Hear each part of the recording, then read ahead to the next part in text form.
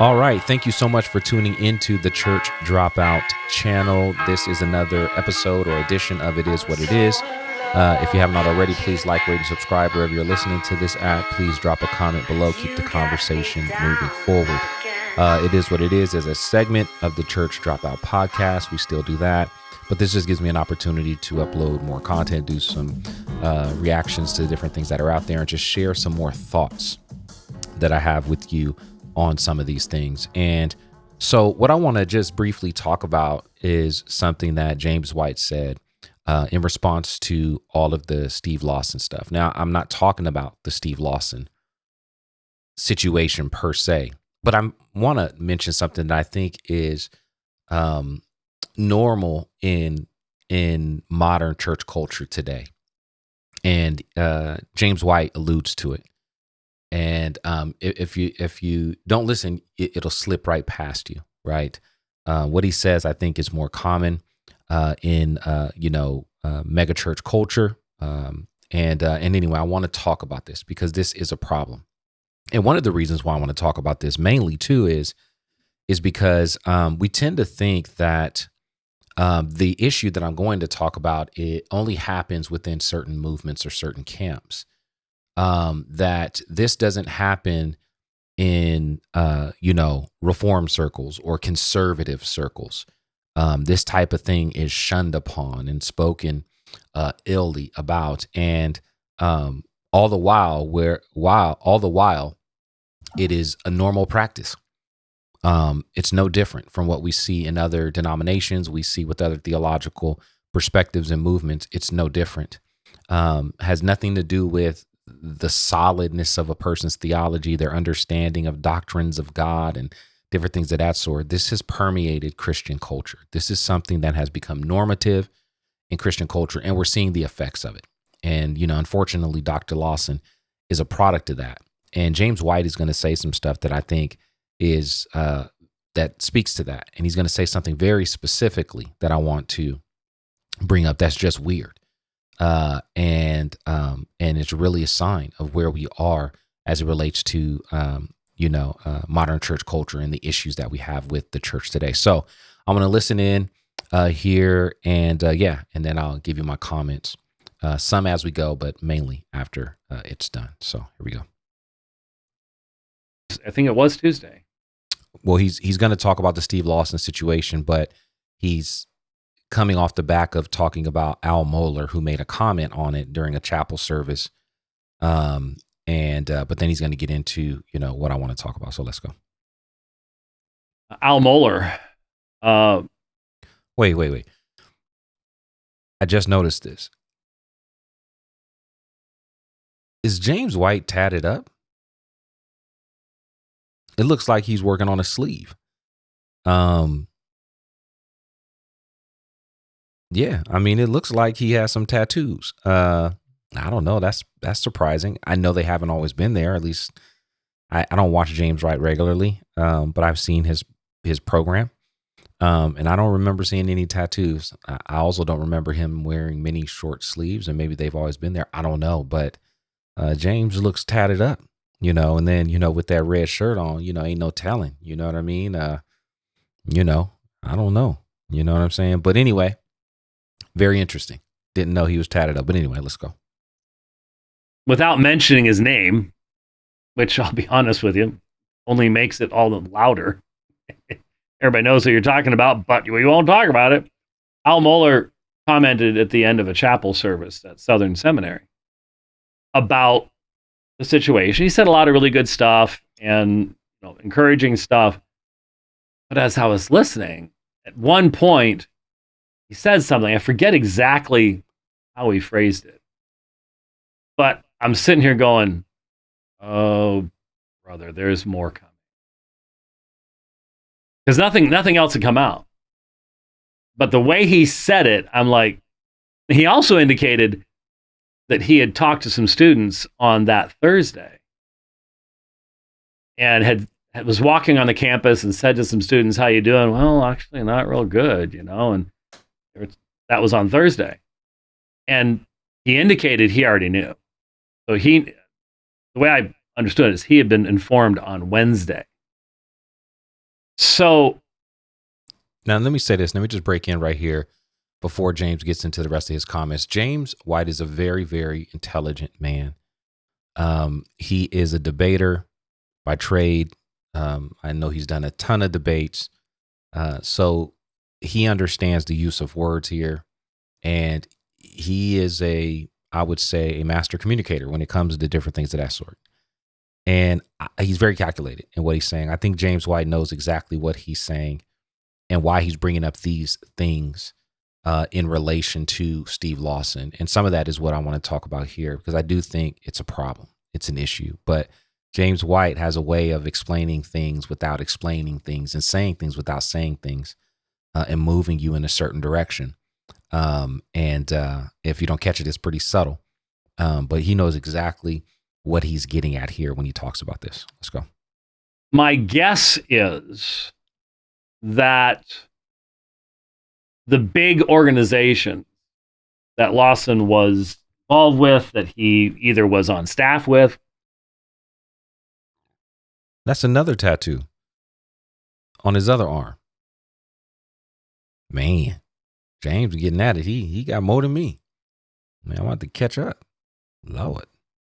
Or had taught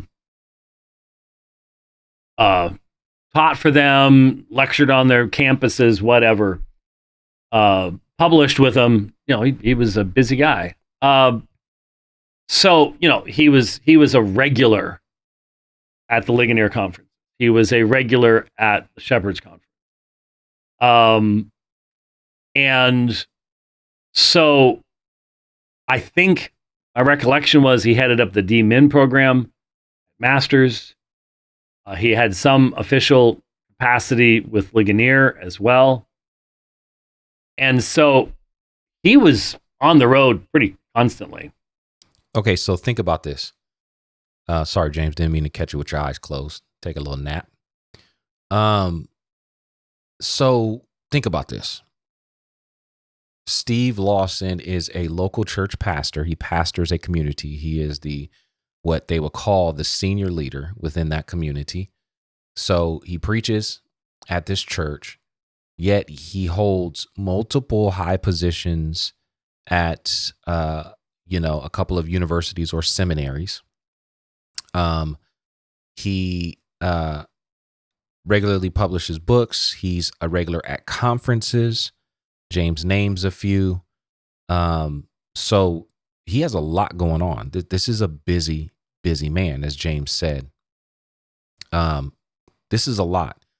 And this is not totally what I want to mention, but I just want you to think about this. Think about church culture today, and think about this for pastors, where for a lot of these pastors, it's normal to be on the road more than you're actually at home or in your own church. This has become the norm, right? Preaching circuits, and it's interesting because most of these individuals would probably say that they're doing it in furtherance of the kingdom, but to what benefit, right? To what benefit, right? What good does it do for a man to profit the world and lose his soul, right? To what benefit does all of this, go towards the kingdom while yet your spirit is dying and you are failing to nurture your family? You're neglecting your family. And James is being very, again, he's explaining these things without explaining these things. And, you have to catch him. He's like, he was on the road a lot. And, he had a lot going on, right? But there's something else that he mentions here that I don't know. I want to know if you caught this, but let's continue to move forward. And so what my guess is, I thought of another situation where I had spoken with Steve since the last program. Okay, so this is where he starts to get into it, right? Where he starts to get into the situation that he had with Steve, and look what he points out. And I want to know, did you catch this? And I want to talk about that a little bit. He was at the 2017 German Shepherds Conference, which always sounds so funny. The German Shepherds Conference. Had nothing to do with canines. But in May of 2017, which of course was the 500th anniversary, there was a conference in Wittenberg that was a Shepherds Conference. So it was the German Shepherds. And I spoke there, and Steve Lawson spoke there. And my normal recollection about that is all the stuff that happened to him on his way over. He lost his wedding ring. He lost his Mont Blanc pen. He writes all his books on yellow pads of paper. Now, I'm not one for speculation, to be honest with you, but I don't think that was a detail that he lost his wedding ring. You understand what I'm saying? Like, what does this add to the story? And you'll know why. But what does this add to the story?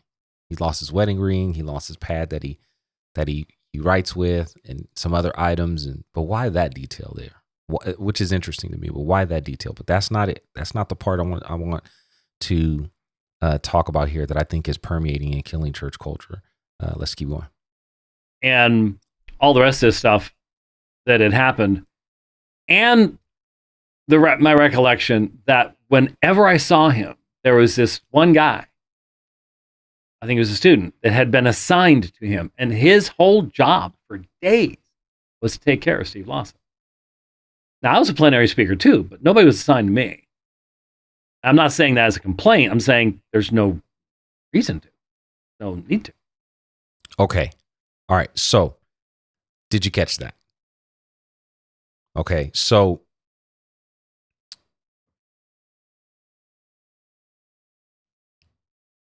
James White is at a conference with Steve Lawson, where Steve Lawson is, and one of the things that he notices is Steve Lawson is walking around with someone who's probably a student that's tending to his every needs, that is with him wherever he goes, getting him whatever he needs to get. Now, in Pentecostal circles, charismatic circles, that would be called an armor bearer, right? An armor bearer is basically the servant of the pastor. And so Steve Lawson had an armor bearer, and James White is like, I didn't have an armor bearer. I mean, I was also speaking at the conference. I didn't have one. And to his credit, he's saying like, I didn't need one, but he's also saying, why do I need one? Why do you need someone to tend to your every need? Why? And this is what I want to talk about. This is what I think is killing church culture today. One of the things that I think is killing church culture today, and that is this celebrity pastor mess, And it's interesting that James White mentions this because it is usually within the Reformed community that points these things out. It is usually those who are in the Reformed camp that point to the downfall or the issues when it comes to church culture, like celebrity pastor culture, and call out all of these individuals, while yet people within their own community are practicing these same things, right? That there is someone who's preaching at a conference who has an armor bearer there to take care of his every need, as if he's royalty and he needs to be taken care of, that he needs an armor bearer. He needs someone to get his water. He needs someone to take care of his luggage. He needs someone to go get, I was going to use a different word, but, to fetch his notepad and all of these different things. And it's just horrible, right? That this is a part of church culture. Could you imagine? Can you imagine Jesus having an armor bearer? Someone there that's meeting his every need. In fact, when Jesus washed the disciples' feet, they were indignant and they didn't want him to wash their feet. And Jesus said to them, the servant is no greater than the master, right? what I do, you do. If I can do it, you do it. And he's washing the dirtiest part of these guys, and yet he's royalty of heaven. Okay. And yet we have pastors here with armor bearers. We have pastors here who have others who are waiting on their every need. And like I said, James White brings this up, and he's being intentional about this. I think James White is pointing to a greater issue that's happening in church culture where one, obviously, the celebrityism when it comes to certain gifts and styles and talents and all of this type stuff is breeding dangerous ground for leaders who find themselves isolated from community, isolated from their family, and find themselves in places where they can get in trouble, especially when they're at every conference. They're spending more time on the plane than they are at home. He's pointing to that here, that Steve Lawson's issue might not have been just his issue. His issue might have been what's led to that. And these are some of the things. And then the second thing he mentions is the fact that he has another person serving and meeting his needs, and how that just seems odd. Why do you need someone to serve you? Who are you that you have someone that is waiting on you? And this is celebrity culture. This is celebrity culture, and this is celebrity pastor culture. We have a ton of pastors who would not consider themselves to be celebrities, but by every action, every interaction, they are, right? Pastors don't even, come out and be with the people anymore. They sit in a green room with other pastors. And James White, I think, mentioned this on another video. He's not that type. When he goes to a conference, he doesn't sit in a green room. He goes out and he's with people, but there's green rooms for pastors to be able to connect outside of the people, that they don't have to, hang out with the people at the conference. And this whole celebrity pastor, celebrity worship thing is just getting out of hand. No doubt, Steve is, responsible for the action that he committed, the activity that he committed.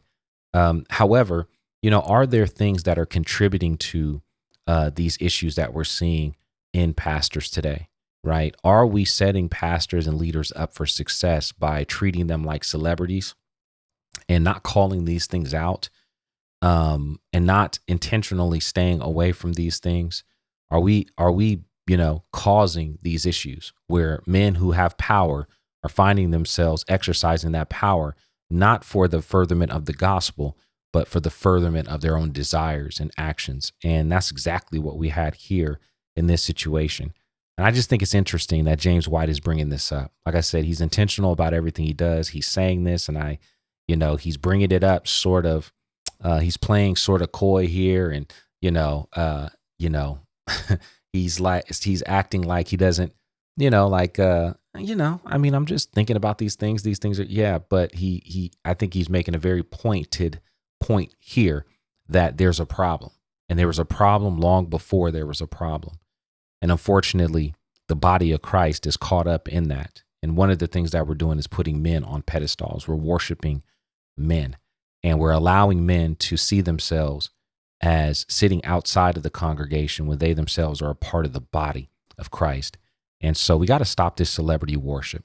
We have to stop it. We have to stop this celebrity pastor worship, where pastors are being waited on hand and foot. We appreciate our leaders. We should. The scripture tells us to do that, but we shouldn't worship our leaders. And unfortunately, this type of behavior is sinking into the heads and the hearts of leaders. And it's actually contributing to their demise in the end, right? And anyway, I just wanted to know if you caught that. It was very subtle, but it's a very true thing, that he's talking about. We don't need people to wait on us. Why would he have someone waiting on us? He said it was a very weird thing. And so anyway, I would love to hear your comments below. I'm going to play this out just a few more seconds, see if there's anything else that he mentioned, and then I'll close up. And so we did do, and I'd forgotten this, but I have a picture because I remember the hat that I was wearing. At one point, he and I did a Q&A session, and it was just the two of us. Well, it wasn't just two of us. There was a group of people there, obviously. But I mean, we were the only people doing the conversation. I forget who it was who was asking the question. I think it was one of the staff members. But I'm not sure if it was a breakout or what it was. But I did remember that. And so there have been all sorts of, almost every Q&A session at G3 that I've ever been involved with had Steve Lawson involved with it if he was there. And he's been there for the vast majority of them. So anyway, obviously they were informed. All right. So again, that's it. You know, he kind of is saying this in passing, but I think he is very deliberate on what he's saying. Listen, celebrity culture-ism, this idea that of man worship is not something that is relegated to certain types of communities. I actually think that it permeates all of, modern church culture, whether it's conservative movements or liberal movements, whether it's charismatic or cessationists. It's all over the place where men are being revered in ways that only belong to God. And these type of things are more common than you would think, that men who have these individuals who are serving and meeting their every needs, as armor bearers and different things of that sort, or pastors that are on the road more than they're at home. This is becoming common. And unfortunately, it's costing men their ministry and some of them their very lives. And so we need to kind of just strike this at the root. We need to get rid of this altogether. Unfortunately, that's going to cause some change in church culture, but I think it's for the better. We need to walk away from this idea of putting men on pedestals and return back to Jesus-centered ministry and worshiping him solely and building ministries on his truth and community, but not on the backs of our personalities and our gifts and skills. So that's it. Again, love to hear your comments. Please drop a comment below. Keep the conversation moving forward. And I'd appreciate it. I will link this video into the comments. You can watch everything that he has to say. Like I said, I'm not a huge fan of James White, or I guess I don't watch James White all the time. I know he's done a ton of debates and does a lot of work in the apologetics realm. But anyway, if you want to watch that below, you can go to his channel to watch the whole bit of information. But that's it. Thank you guys so much for tuning in. Talk to you soon. God bless.